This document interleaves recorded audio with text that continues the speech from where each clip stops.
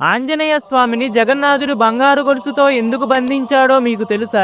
సముద్రదేవుడు జగన్నాథుడి భక్తిలో లీనమై స్వామి పాదాల దగ్గరకు వెళ్లడానికి ప్రయత్నించేవాడు. కానీ అలా ప్రయత్నించే ప్రతిసారి పూరీ నగరం అంతా సునామీ వచ్చినట్టు మునిగిపోయేది. ఇలా పదే పదే సునామీ రావడంతో గ్రామాన్ని కాపాడటానికి జగన్నాథుడు తన ప్రియభక్తుడైన హనుమంతుడిని పిలిచి, హనుమ, నాకు నీ సహాయం కావాలి. సముద్రదేవుడి అతి ప్రేమ వల్ల నా భక్తులకు ఆటంకాలు సంభవిస్తున్నాయి. నువ్వు ఇక్కడే సముద్రం ఒడ్డున నిలబడి పూరీ నగరాన్ని కాపాడాలి అని చెప్తాడు. అది విన్న హనుమంతుడు ఎంతో సంతోషించి సముద్రం ఒడ్డున కాపలాగా ఉంటాడు. దాంతో హనుమను చూసి సముద్రం చాలా ప్రశాంతంగా ఉంటుంది. కానీ పూరీ గ్రామంలో ఎక్కడైనా రాముడి పూజ జరుగుతుంది అంటే హనుమంతుడు పరిగెట్టుకుంటూ అక్కడికి వెళ్లిపోయేవారు. హనుమలేని సమయంలో మళ్లీ సముద్రం నగరం పైకి సునామీలా ముంచుకొచ్చేది. దాంతో జగన్నాథుడికి చాలా కోపం వచ్చి హనుమంతుడితో, మారుతి, నిన్ను ఎవరూ ఆపలేరు, నాకు వేరే దారి లేదు, నిన్ను కర్తవ్యం అనే గొలుసుతో కట్టేస్తాను అని చెప్పి పూరీ నగర సముద్రం ఒడ్డున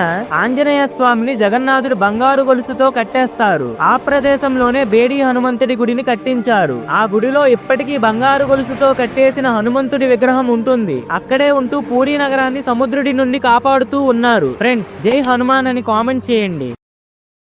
Download ShareChat.